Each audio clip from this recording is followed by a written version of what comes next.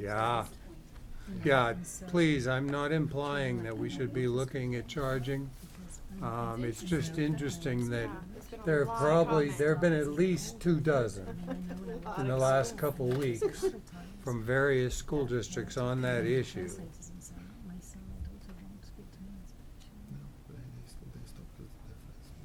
They don't want the difference. They want to. No, it's interesting. Yeah, very interesting.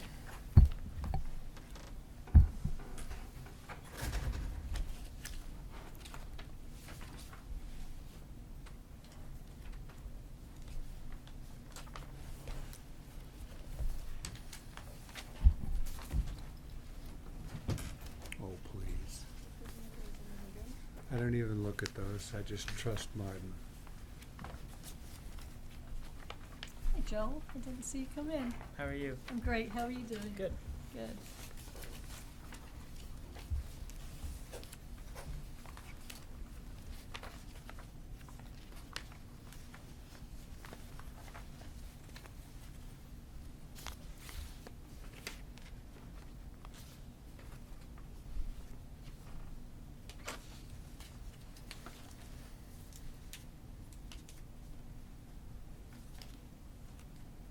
Well, I think I'm going to call to order tonight's school committee meeting. May I have a motion to approve tonight's agenda? So moved. Second. All in favor? Aye. Any comments from the public tonight? Okay, moving on to presentations and discussions. Fourth quarter budget update. Martin, would you like to? Oh, you're already here. Yeah. Good evening. Hi, Martin. Hi, how are you? Thanks. As you've seen from the several attachments that we sent, the attached chart, this year the budget was $1,333,000 higher than the previous year. Of these money, $133,000 were a one-time increase for our budget, and those were for technology equipment, which were utilized in this year's budget, as you'll see with the detail below. We have expended 100% of the budget. 80% of the total budget was payroll this year. This is usual. We fluctuate between 79 and 81%. For the upcoming year, the budget is about the same proportions. I believe it's 81 and 19 split. As I've reported in the previous, I mentioned here previous 2 quarters, but I think it all started in the first quarter of fiscal year 19. We've had numerous HVAC repairs, which totaled around $250,000 this year. In various schools.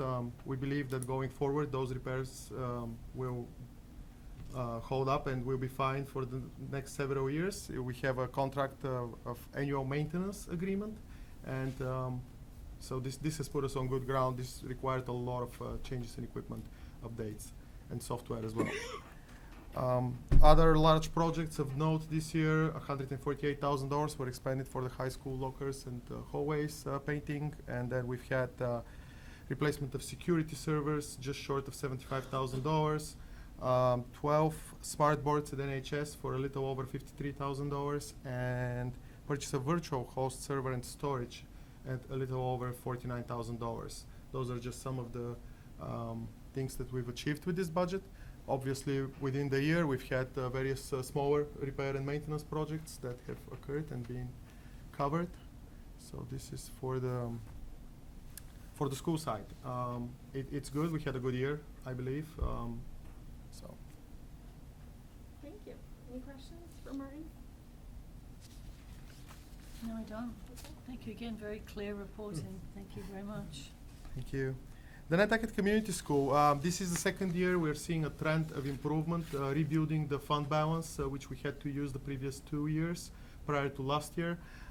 This year it came a little just short of $30,000 revenues over expenses, and it was just a great performance all around from several programs within the community school. Total revenues show on the report that you were seeing a little over $8,800, but in total they were $23,000 more because we received $15,000 less of an appropriation from the town. So this year it was $450,000, previous year it was $400,000 that stayed, and the 2-year agreement to transfer $65,000 each year to offset rental expense for the community school while they were located at Old South Road. Expenses increased by a little over $55,000. There was nothing extraordinary there. There was personnel changes. So these are and contractual obligations which were satisfied with this. So there was no major expense of note involved here. Like if you remember 2 years ago, we had to purchase a vehicle for the driver's ed program.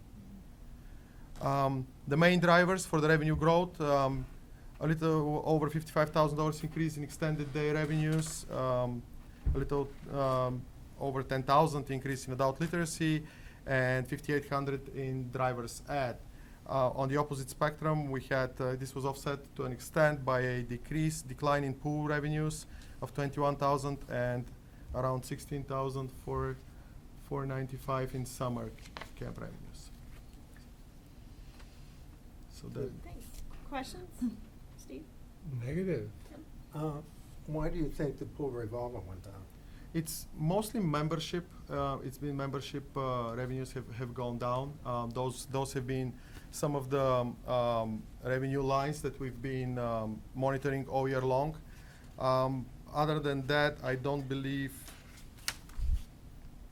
Let me take a look very quickly. But has it been an increase in fees or something that is? There was, but memberships in general has been going down. I don't know. We've had that trend for several years now. I think Jim Pignato reported that there are many things that contribute to that, one of them being pools being built on island where people don't have to use the school membership.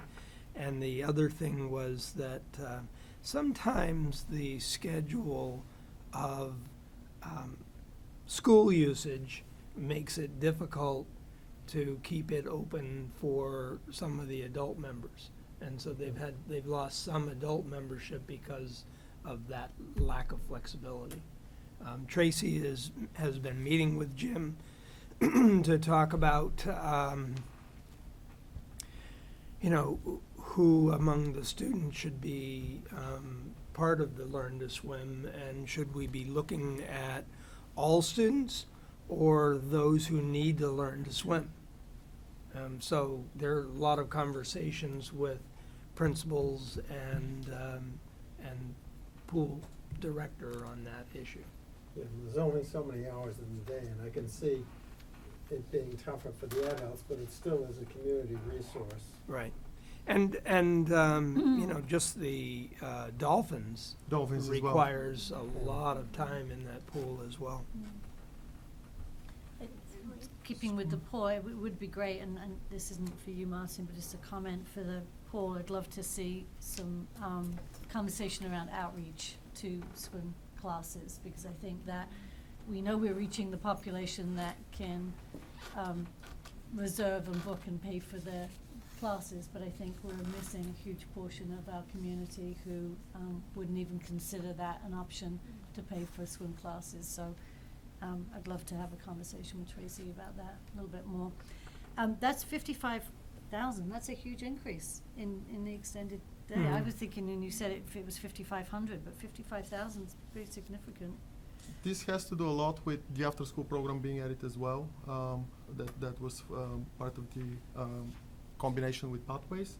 In addition to that, extended day brought in more this year than in previous years. Yes. That's great. And do you know off the top of your head what the funds balance is now that the year's closed for the community school? Fund Roughly? balance, yes, it should be around $145,000 after this year. Just curious, because I know it had been depleted some and then built. Yeah. Okay, thank you. The school lunch program operated at a deficit of Summer camps? summer camp. I believe it's participation, and also they are. What Tracy told me is they are bound by certain limitations about what they can offer with the amount of staffing they had. So this has been the decline that they've seen, I believe. If I may add, there's a lot of competition out there for As well, yes. camps. I think years ago, we may have been the biggest provider, and now you're finding it all over, and some of the sports camps I think Tracy and her team have decided, do we really need to do that if it's being done over here arguably as well or better? But- And so, But on island? on island, Yeah. yeah. Island. Yeah, there are a lot of camps being run on island. But I right now. was thinking in particular about the sports camps, because it wouldn't seem to me that there's that much room. Soccer camp. Nobody the- are, Yeah, on Nobody Yeah, Air the is huge. fields. The British soccer camp, my son has been enrolled the past Okay. 2 years. There is a lot of kids that attended, both girls and boys. British soccer, what do they know about soccer?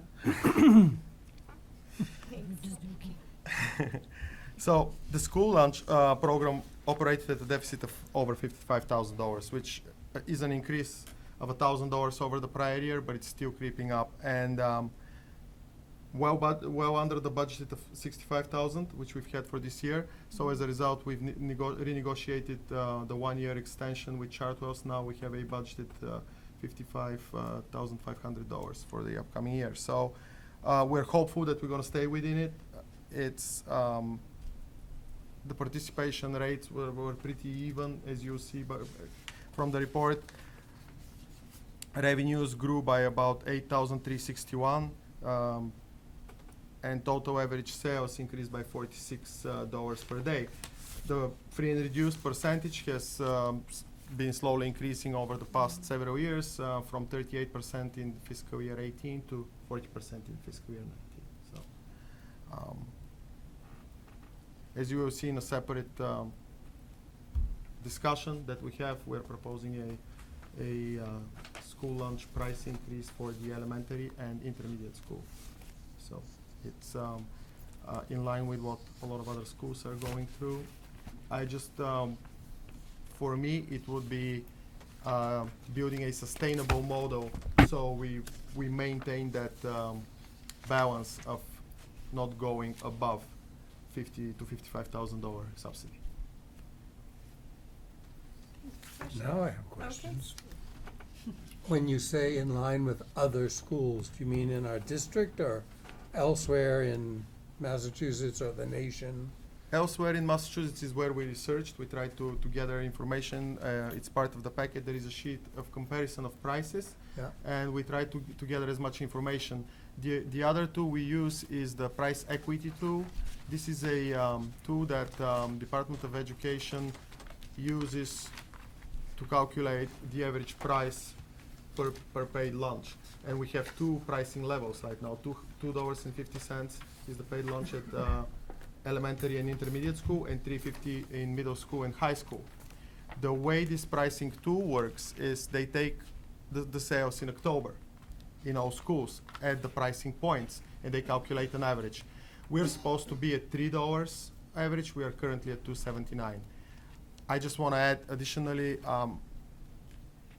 we haven't had a price increase in at least 15 years. It's not something that we come to you lightly, and that I would propose just because we haven't had one. This is a case where I think the school lunch program, as you are aware, has had staffing issues for the past 3 years. So my line of thinking is maybe that would be serve as an impetus for Chartwells to maybe increase the rates that they're offering and try to get more people, because Linda Peterson is a great food service director. She does a phenomenal job, but she's had to cover so much shifts the past 2 years. Steve, do you have any other questions? I have an unrelated one when everybody's done. Okay. Tim? Do you think that will increase the percentage of free and reduced? I don't think so, no. Why would it affect the free and reduced?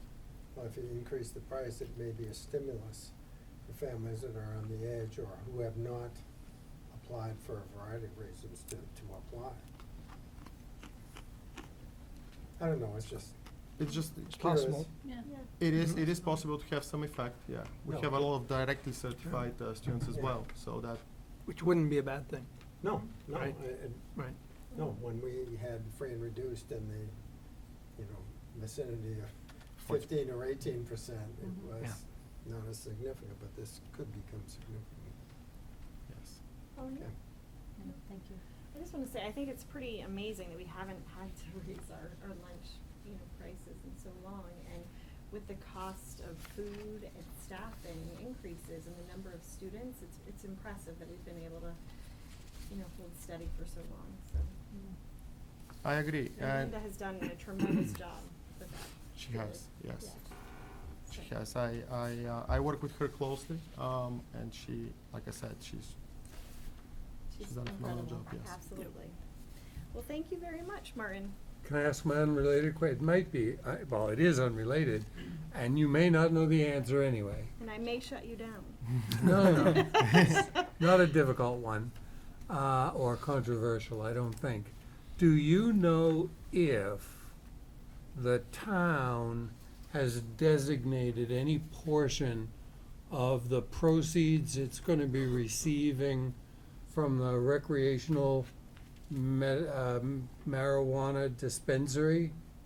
I ask because I put a question out on the listserv for school committees, and I only got one response, and the only useful thing in it was noting that when they set it up to allow a dispensary in their town, I think it was Brookline, it was written into the agreement that a certain portion of what's being paid to the town will come to the schools for prevention usage. Do you know whether that was written in or the town has spoken about that? I don't know that. I think you're right that several communities are looking to see that some of the proceeds do go into prevention Yeah. programs.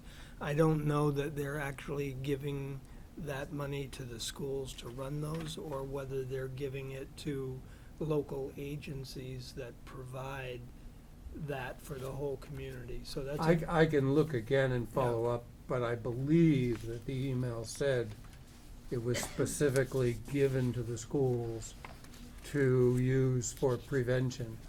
I would ask that you and/or Beth talk to the town about something along those lines. Yep, I'll follow up on that. That's great. Through Thanks, the Steve. chair, I would suggest that's blood money. Oh, stop, please. Okay, well, thank you so much, Martin, for your Thank you. report. Thank you, Martha. Thanks. Tom Brady was quoted as saying the other day, "It is what it is." All right, moving on to discussions and votes to take. Actually, you have a AP. report from Dr. Bucky, I Oh, I'm think, so first. sorry, I'm so sorry. Yeah. Sorry, Joss. Yeah, and you were gonna Distracted complain up here. about I that. was weren't you? gonna sit and be quiet. No, this is very exciting. Oh, yeah, let's hope they're good. There, there's some good results. Yes.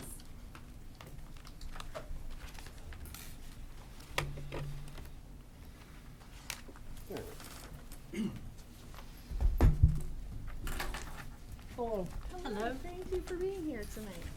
Said to Jen on the way in that I've had the pleasure of doing a decade worth of AP presentations, and I was thinking, how could I make it different? And we have spent a good deal of time this summer as the admin team talking about data protocols and looking at data. And so I said, I should just put out to them, what did you see? What jumped out at you? What caused you interest? But that seems like I'd be putting you on the spot. And so since we didn't prepare for that, I will go through the data and hopefully give you some of my observations and then open it up for questions that you might have. So the advanced placement program, again, college level courses taught in high schools. The College Board offers 39 courses in 19 subject areas. We had 6 in 13-14 academic year, and we had 11 last year. And there's some ebb and flow to that. We offer AP Physics every other year. We bounce that off of AP Environmental Science. Spanish is transitioning out next year in favor of a language course that's more based on culture and film. We've had AP Government in the past, so we try and keep the course offerings fresh for what are of interest to our students. We do offer virtual high school courses. This past year, we had a student take Physics 1 and World History on virtual high school. Just a little bit about the test. They're administered in May, approximately 3 hours long, multiple choice and free response. And the College Board, I think in an effort to always make money, reorganizes the tests and creates a new test, and then teachers need to attend workshops to learn about the new test. So we sent all of our science teachers this summer to Bridgewater State for science courses in chemistry, biology, environmental science, and physics that are transitioning to new formats on those exams. The College Board ranks them 5 as extremely well qualified, all the way down to 1, which is no recommendation. And it's important, I think, to point out that these do not translate to letter grades. So if you get a 5 on the exam, that's not that you're an A student. And you may know that I do that for our staff. I take the grades that students get in their AP course, and I compare that with the tests that they got, or the score that they got on the exam. And that's often very eye-opening for teachers if a student got a 98 in the class and a 1 on the exam, or, as is sometimes the case in the language-based courses, they may get a 5 on the exam but end up with a 70 in the class. So it's interesting data for teachers for sure. John, what, if this is the right time, what does possibly qualified get you, if anything? Nothing. Would be a quick answer Okay, to that. so there's nothing that we can do to qualify them if it's possibly qualified? No, that is the College Board saying that they have some skill, some knowledge in the content area, and so they're possibly qualified, but they're not, in most colleges and universities are not going to give a student credit But for the a score. universities do give credit for 3? Depending on the college or the university, 3, 4, and 5 could get you credit. Most of them Okay. are 4 and 5, Ah. and some of them have transitioned away from that. I think it was Stanford was the first to walk away from that, and that's probably been about a decade ago that they weren't giving. Mike? I was just going to add that some will give you credit and some will simply defer you to another course that you can take because you've already qualified. So they won't actually give you that credit, but they will allow you to opt up or out Gotcha. sometimes. If it's some kind of a requirement. Right. Yes, a Right. college writing course or.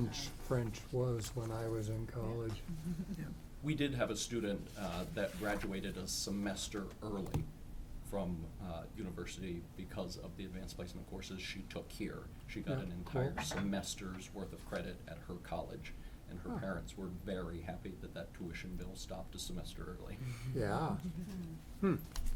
So some historical data going back to 17 and 18, the number of exams that we've given over time. Then I give you the breakdown of what the average score was in each course, comparing that to the previous year, and then a little stoplight highlighting the things that catch our attention. As you can see, there's more green than anything else, which is wonderful. I hope, I'm going to step up on my soapbox momentarily, that part of my legacy here will have been open enrollment, in that we open these courses to students. And I was talking to a colleague principal at the National Principals Conference 2 weeks ago in Boston, and he's one of the W suburbs of Boston. And I said, "How were your AP scores?" He said, "What do you mean?" And I said, "Well, how'd your kids do on AP?" He said, "We don't even look at the scores, John." He said, "They all get 4s and 5s. He said, "That's not a data point for us."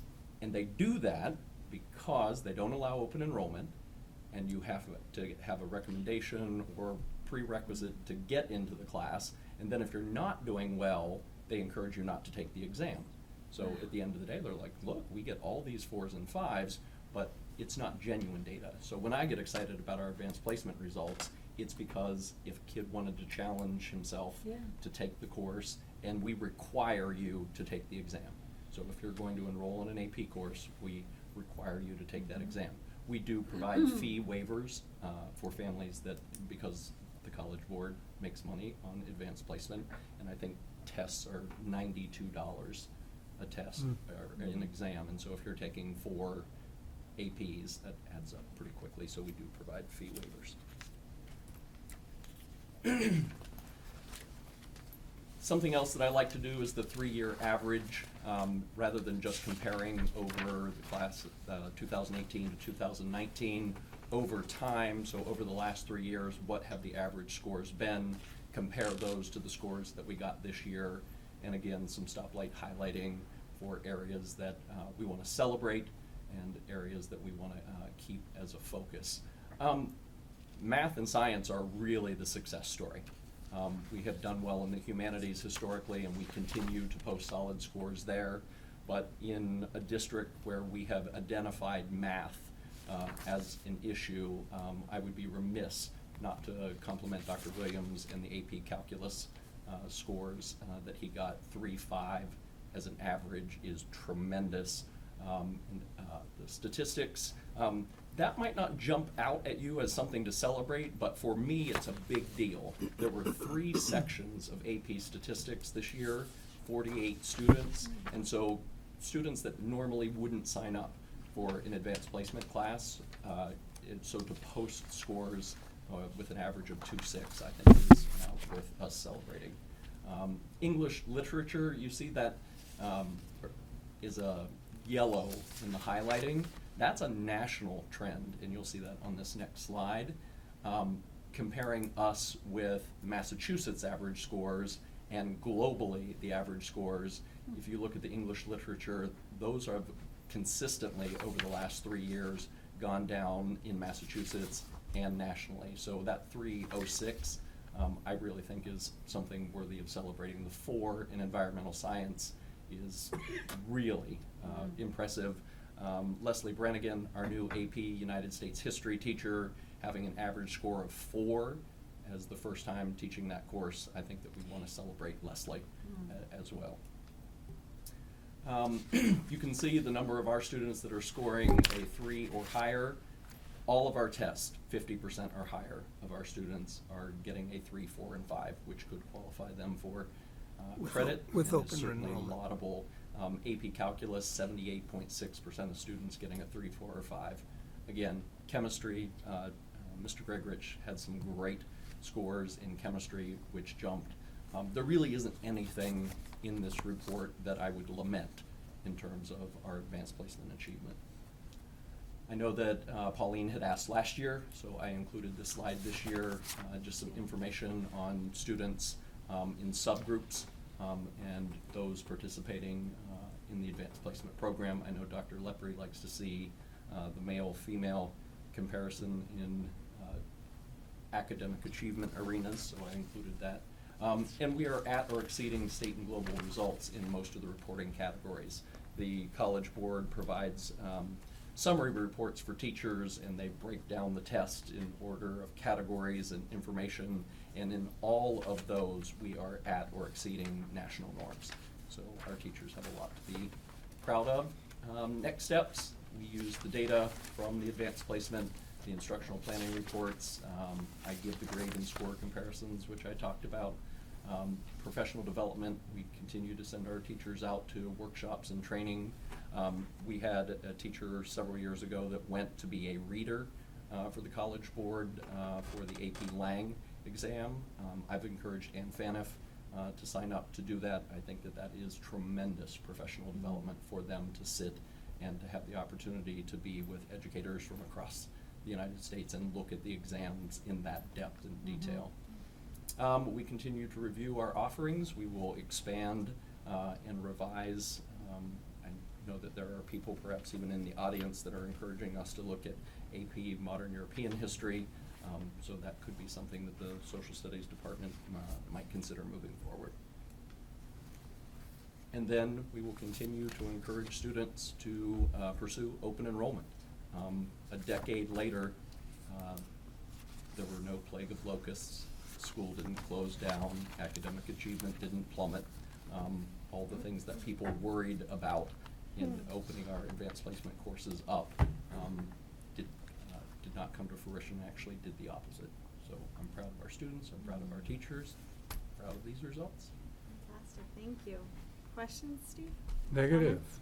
Nice work, thank you. Thank you, Why the male-female differential? because you always ask. Yeah.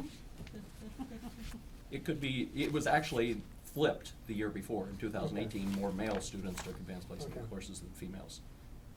No, I think that's impressive results. Colleen? I would piggyback to say I'm proud of the students and proud of the teachers, but I'm also proud of you because you had to stand forth and be strong in your decision, and I know that it wasn't an easy one. And I think it's the right thing to do for kids, and so thank you for doing that. Thank you. Can I ask a clarifying question? Please.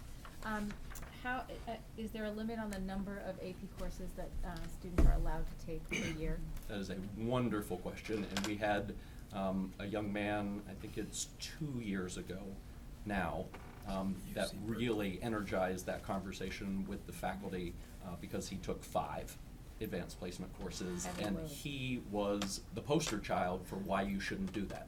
He reflected on his senior year and said, you know, I couldn't enjoy my senior year because when my friends were going out to the juice bar or they're gonna go to the beach or that, I had to write an essay or read something or do a DBQ or, and so the faculty has not imposed that, but our school counselors are really good at working with students to say, let's be judicious in the number. And so most students that are going to be aggressive about it carry 3.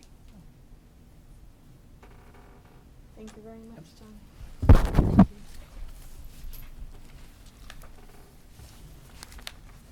Okay, moving on to discussions and votes to be taken.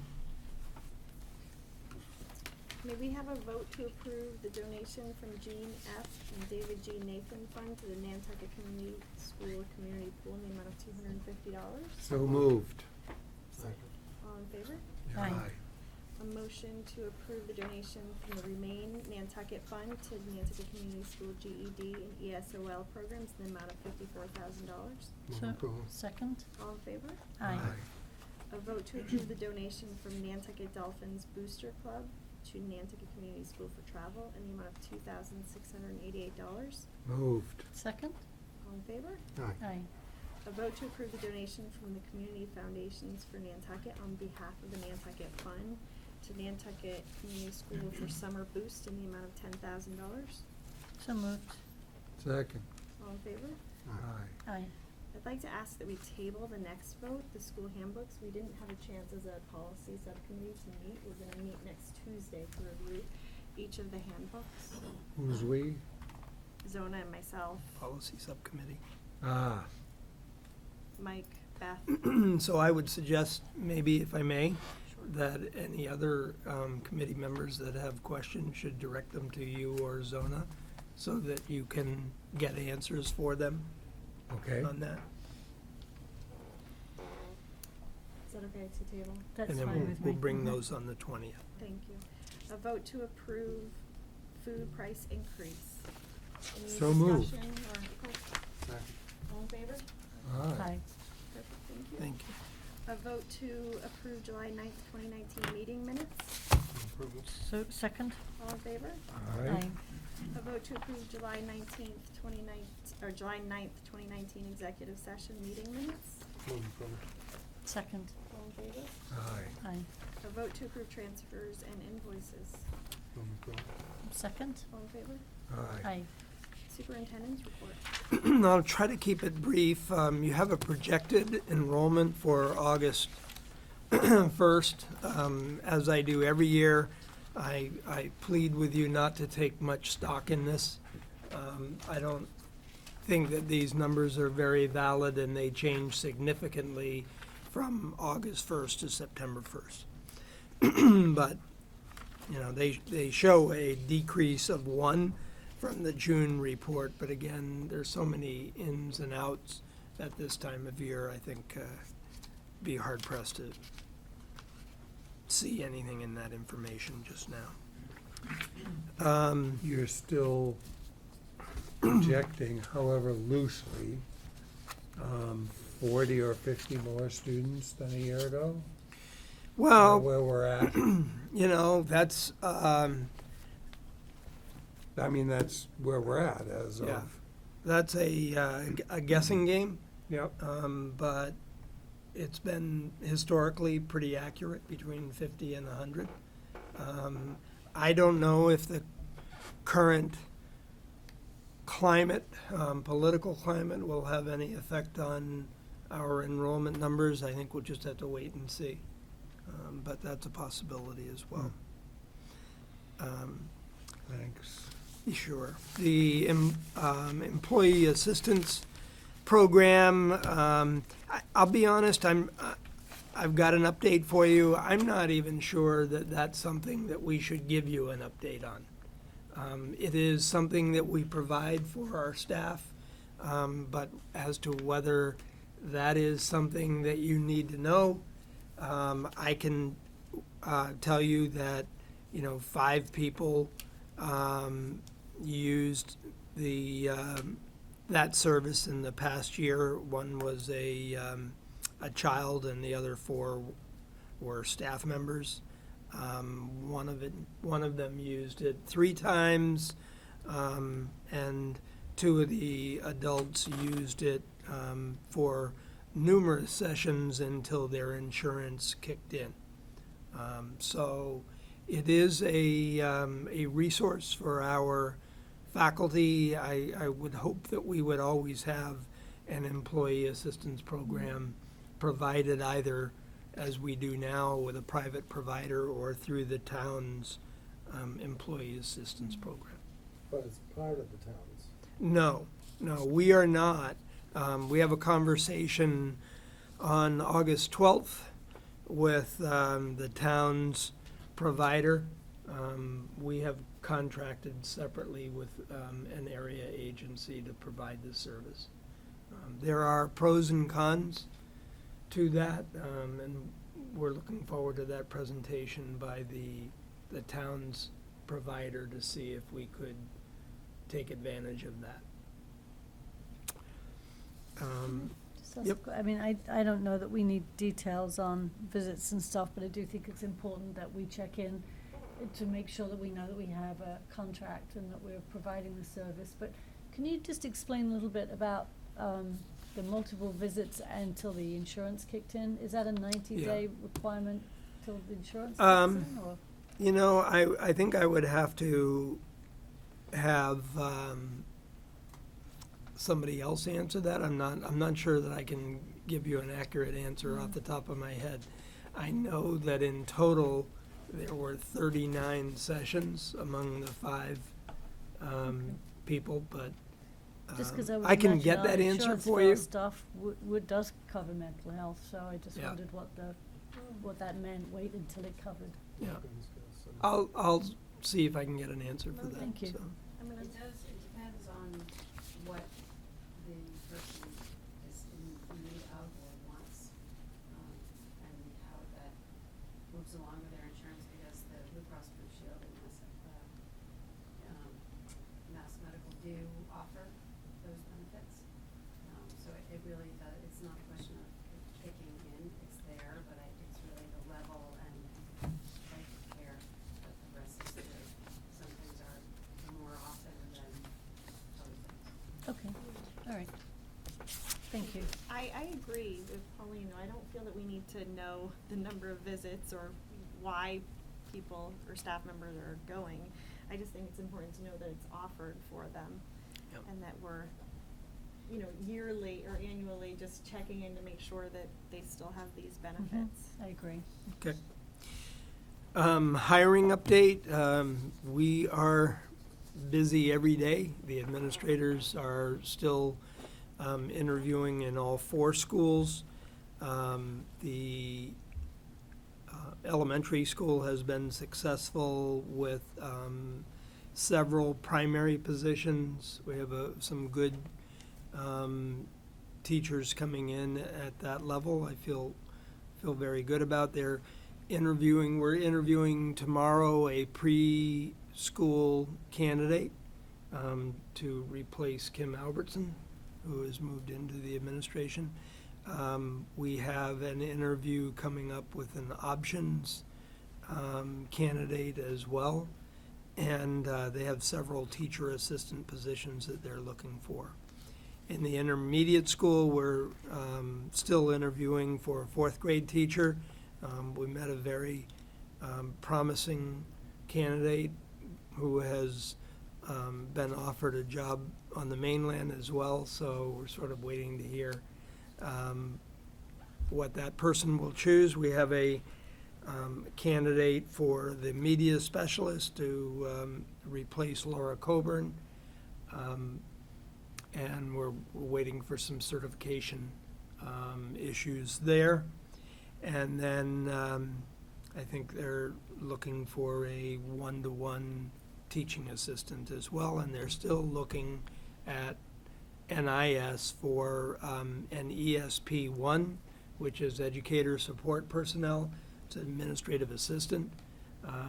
Kind of an interesting thing because we really haven't had the number of applications that you might expect. And I think it's something we have to look at our advertising. There was speculation, conversation today, and maybe people don't understand what educator support personnel is.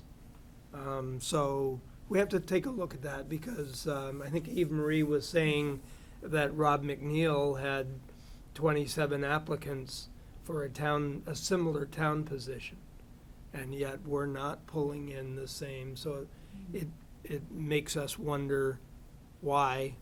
And I don't think it's because they would rather work for Rob than Eve Marie, but you know, we have to look into that and see why. We are still at every opportunity looking for people who are bilingual first, and that's important. We've had success finding several bilingual staff members this year in teaching assistants, the bilingual support position for the district, and an administrative assistant that is shared between special ed and middle school is also bilingual. So we're really happy about that. Middle school is still interviewing for a teacher of Mandarin. We have met a candidate that we like, but again, waiting to hear from that person as to whether they will choose us. And then they're looking for a teaching assistant now because one has transferred from CPS to NIS. At the high school, John is interviewing candidates for a social studies position. Met with a candidate yesterday, and I think another one is coming in tomorrow. So we're getting there, but time is drawing nigh, and it's not easy coming here in mid-August and sorting out the housing. It's not easy coming here, you know, anytime, but certainly as the date for the start of school gets close. So we're getting there. Mike, what is the status of the internship position at CPS that we've discussed in the past? Yeah, we have a, I think there is a candidate, and they haven't finalized it. I think that we're looking at making that position, the Dean of Students, leaving that in the teacher's unit. And We're still so- going to call it a Dean of Students? Yep. But keep it in the teacher's unit. I've spoken with the NTA about that, and they are supportive. And has it been advertised and noticed? It's been advertised Okay. and noticed, yep. And then, Can I ask a quick Oh, question? sure. When we're hiring and we're looking for bilingual employees, are we also looking at Portuguese speaking? we, absolutely. Okay, all right, Yeah, thank you. absolutely. Thank you. Just Um, wanted to confirm. Yep. Thanks. And then finally, we have an agreement with CDI to run our Head Start program. I think I had brought this to your attention at the last meeting. And we are finalizing a memorandum of understanding with CDI to run, but it's been confirmed that they will continue to run that program in our public schools. So we're very happy for that news. That's I should mention Public Safety Awareness Day. I don't know if any school committee members were able to get out there today.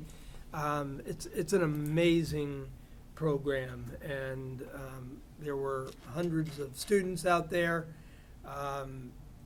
fire trucks and other public safety vehicles galore, and I think it was a child's dream to be out there. The helicopter landed, and kids were able to explore that until they were called to the hospital somewhere around noon, Yes. I think. Yes.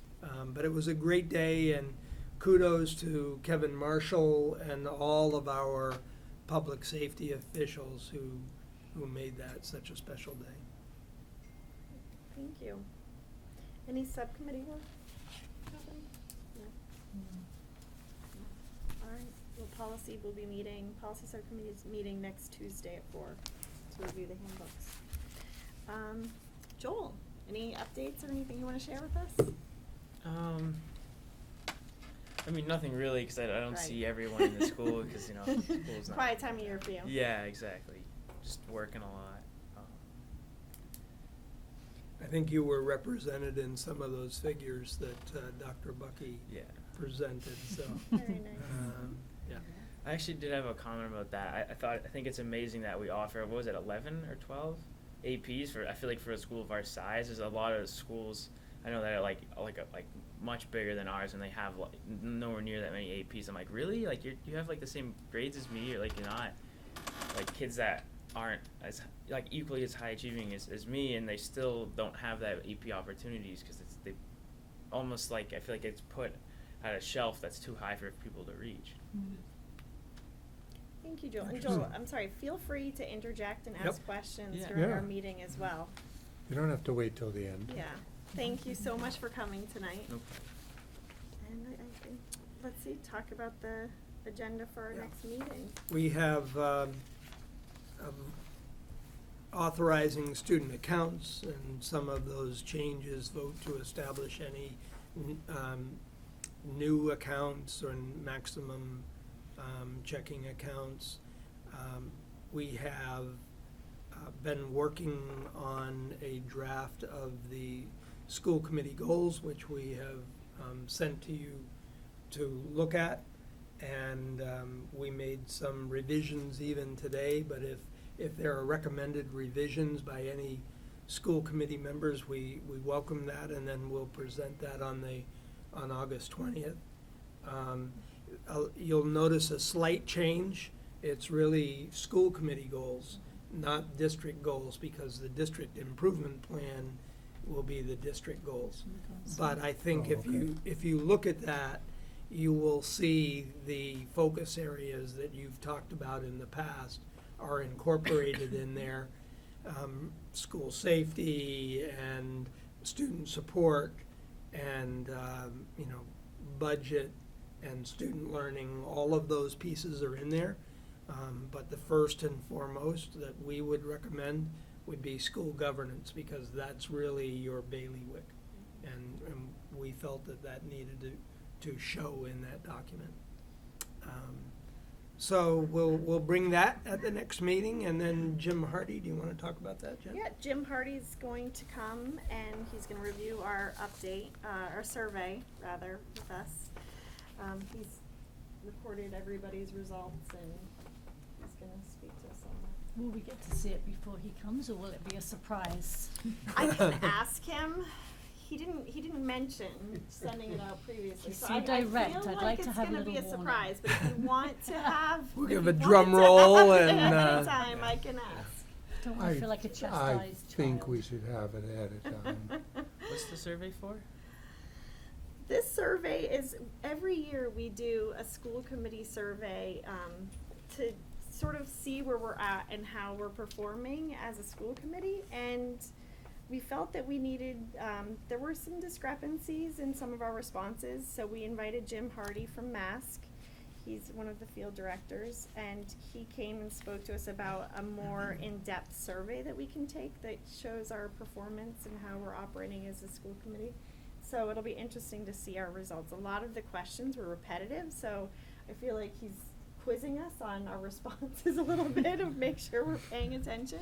So I will ask him though to have That'd be the great if results we ahead could. of time. So now you can appreciate when we report out the teacher and administrators evaluations Right. and student achievement, Right. right? When it's sort of out there laid bare, so. Well, except that we were reviewing ourselves in the survey, Right. so Yep. it's a But little honestly, different. honestly, I hope so. yes, I think so. Oh, we were supposed to honestly do that? Honestly.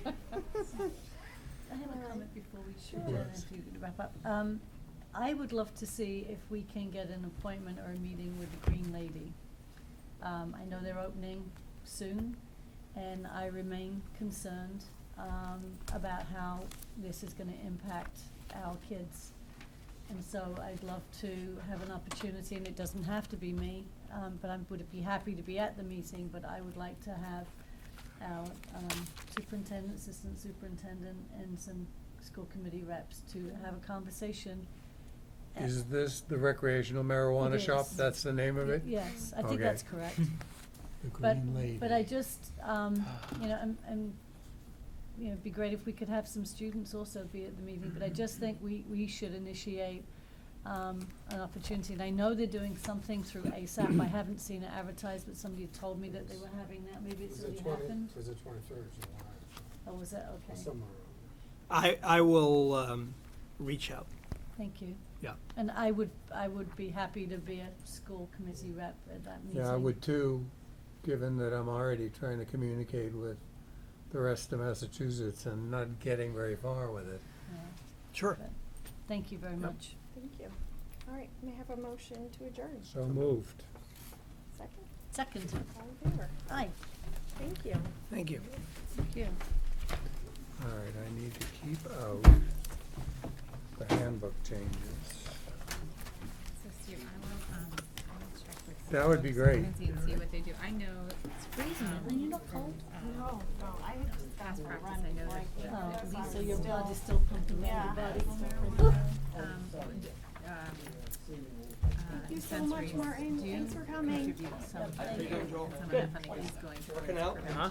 Yeah, I'm going Yeah. out the field right now. I probably missed everything. Well, I think that's, That's medical though, that's not the, right, but the recreational, I think, it's been pretty standard, and I assume that was followed here, that they're paying a certain amount to the town. yes. I don't know if it's a percentage of profit or how it works. I just haven't, I didn't follow it at the time. And it was the one useful thing that this lady from Brookline or wherever she was from, mentioned. And she didn't intend it to be helpful, because it wasn't exactly what I asked, but when I saw it, I went, I wonder.